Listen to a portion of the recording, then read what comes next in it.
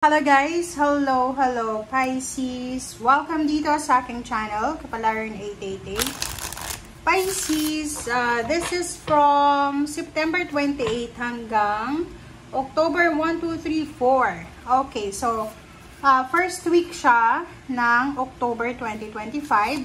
Ito ay para sa lahat ng Pisces. So I hope na makaresonate ang lahat dito. So please connect your intuition sa lahat ng baraha na lalabas dito, Pisces.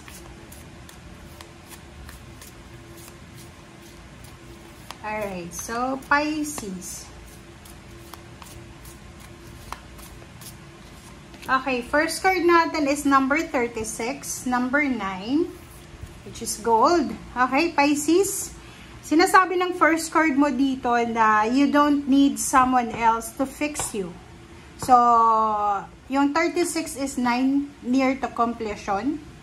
So, kung mayroon kang gustong gawin, gusto kang planuhin, you are near to completion. Okay? So, hindi mo daw kailangan ng tao, ng ibang tao, para ayusin ang buhay mo. Kasi ikaw mismo, maayos at maayos mo kung ano yung gusto mong mangyari sa buhay mo. Okay? Pasensya na, medyo madulas. Okay, so let's check the second card.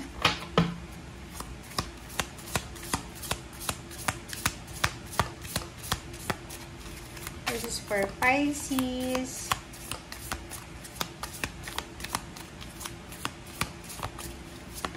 Okay. Pisces number 40, morning. The world awaits you. So, there's a new beginnings. There's a stability and balance na naghihintay sa'yo. Simula ngayong September 28 hanggang October 4. So, sinasabi ng barahan na you're stable. You're stable. You're secured. May naghihintay na new beginnings, new life. New morning para sa'yo. Tingnan mo, this is resonated sa'yo kasi may mga fishes dyan eh. 'Di ba? Yung parang maraming mga tao sa paligid mo na ma-amaze sila. Kasi parang lalo na yung mga taong gumagawa ng masama laban sa'yo. They're wondering kung bakit until now you're still thriving, surviving, parang ganun. So, sinasabi ng para, this is your card, this is your energy, na kung ano man yan, na stability and balance na makukuha mo sa linggong ito, ay deserve mo yan. Kumbaga, deserve mo yung blessings na yan, so hindi ka dapat mag-guilty. Okay? There's a new beginnings, reconciliation, new life, new career, new friendship, new relationship, or maraming pagbabago na posibleng darating sa'yo. Alright? So, let's check. This is herbal card. Okay, so titingnan natin kung ano pa ba ang additional message para sa lahat ng Pisces for this week. Okay.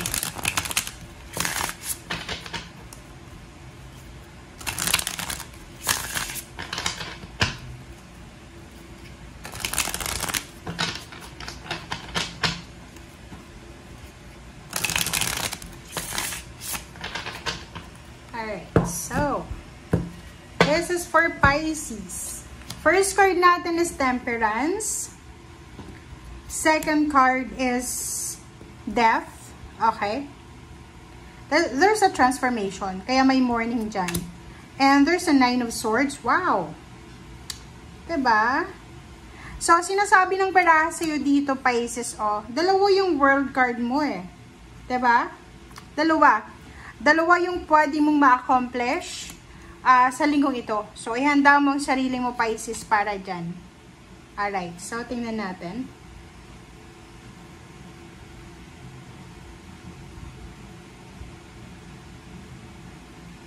Okay. Tingnan mo. Okay, Pisces. Plus, sa ilalim mo dito, there's an 8 of Swords and Ginger, 8 of Pentacles. So, halimbawa, meron dito sa inyo, Pisces, na you're struggling sa money. Okay? Like, for example, tingnan mo siya. Okay, titingnan natin ha. Okay, so yung 8 of Swords dito, there's a restrictions. Maybe, meron kang kompromiso sa isang air signs, Gemini, Libra, Aquarius, or there's an information na waiting ka. So, pwedeng nag-a-apply ka ng trabaho, and possible na naghihintay ka. Okay? Naghihintay ka, there's a 9 of Pentacles here. So, 8 of Swords, 8 of Pentacles, 9 of Pentacles. So, sinasabi ng barahan na you are stagnant. So, if for example, you're waiting for a lump sum of money for opening, parang ganon. You're waiting for freedom or new morning talaga, like new job, new career, new source of income. Sinasabi ng barahan sa'yo dito na huwag kang mag-alala kasi eto na yung simula. Kumbaga, eto yung stepping stone. Eto yung linggo na posibleng makatanggap ka ng confirmation, ng news, good news regarding sa kung ano man yan na gusto mong ma-accomplish sa buhay mo. Temperance, napaka-importante na magkaroon ka ng sobra-sobrang pasensya sa linggong ito. Kasi maraming magbabago sa buhay mo eh. Yung 9 of Swords mo, yung kung ano man yan na parang nagbibigay sa'yo ng stress, anxiety, sleepless nights, ay posibleng matapos na siya. There's a death card in world, so matatapos na siya. Okay? So, ibig sabihin niya, ihanda mo yung sarili mo, Pisces. You need to prepare yourself. Kasi, yung mga hinihintay nyo, maybe job, relationship, travel, or kung ano pa man, or manifestation, or kung ano man na transformation siya, ay posibleng mangyari na sa'yo. Okay? There's a temperance here. So, yung temperance dyan, sinasabi na, lahat ng pinagpaguran, pinagpasensyahan, lahat ng ginawa mong sacrifices sa past, ay posibleng may positive result siya. Tapos na yung paghihintay mo eh. Tapos na yung pain and heartaches, tapos na yung mga masasamang panaginip, tapos na yung mga negativity sa buhay mo, and you're parang waking up to a new world. Diba? Parang bagong buhay, bagong mundo. Maybe you're relocating, you're traveling, new mindset, parang yung mga tao sa buhay mo, or may mga tao na posibleng ma-amaze sila eh. Kasi iba na yung Pisces eh, na nakita nila eh. Sobra ka ng strong, sobra ka ng, basta iba yung aura mo sa ngayon. Okay? And there's a star card and pan. So there's a new beginnings. May bago kang pangarap, may bago kang manifestation na posibleng mangyayari sa linggong ito. So kung ano man yan na minamanifest mo, kung ano man yan na ginagawa mo, sinasabi ng baraha sa'yo dito na just continue. Okay? I-continue mo lang. Tuloy lang ang hamon ng buhay. Tuloy din yung pakikibaka mo, pakikipaglaban.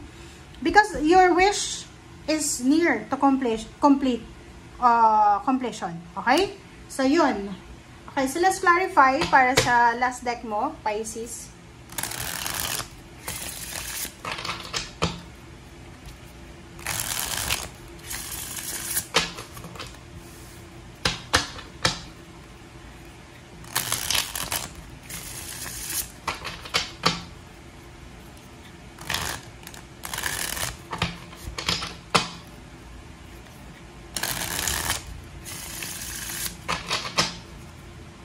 Okay. This is for Pisces, Hierophant. This is a partnership, collaboration, or anything na committed ka or commitment sa isang tao or isang trabaho. Wow. Diba? Okay, 8 of Pentacles. So, nakikita ko sir dito, Pisces, na sa linggong ito, okay, sobra-sobra yung motivation mo. Kung halimbawa na sa ngayon, habang nanonood ka, sobra-sobra na yung motivation mo na umasenso sa buhay, magkaroon ng stability sa relationship, mas lalo kang magiging motivated. There's someone or there's something na pwedeng mag-boost ng motivation mo sa linggong ito. Kumbaga, may mga tao, may mga sitwasyon sa linggong ito na marirealize mo na no, kailangan ko pang mag-strive harder eh. 'Di ba? So parang, halimbawa yung iba na Pisces na medyo ano na sila eh, parang kontento na sila sa buhay nila. Ngayong linggong ito ay marirealize nila na no. I need to strive more. I need to pursue more. Okay? So Hierophant, may mga tao sa paligid mo na they need your financial support. Okay? They are on stakes. Okay? 6 of Swords. Sinasabi ng baraha sa'yo na possible na ikaw yung maging daan, ikaw yung maging stepping stone para sa mga taong ito. May mga tao dun dito na nasa paligid mo na they're worried. Okay? They are worried para sa kung ano yung mangyayari sa kanila sa future. Okay, so meron dito na pwedeng Pisces na makakapag-isip siya ng bagong idea kung paano kikita ng pera, kung saan mag-a-apply, kung ano yung gagawin para makatipid ng pera, or makatipid, or kung ano pa man. And meron dito na sources, parang ganun. So, sinasabi ng Barasa dito na, halimbawa, may nag-offer sa'yo ng job, may nag-offer sa'yo ng partnership, business partnership, pag-iisipan mo siya ng mabuti sa linggong ito. Okay? So, sinasabi ng Barasa atin na ihanda natin ang ating sarili, Pisces sa kung ano man na posibleng darating. And yun, be careful lang sa the devil kasi maraming mga temptation sa paligid mo, okay? Especially sa relationship, na pwede mong pagsisihan. So, if may mga decision making ka regarding sa relationship, love life, trabaho, negosyo, make sure na pag-isipan natin ng mabuti. Okay? Thank you guys. Bye!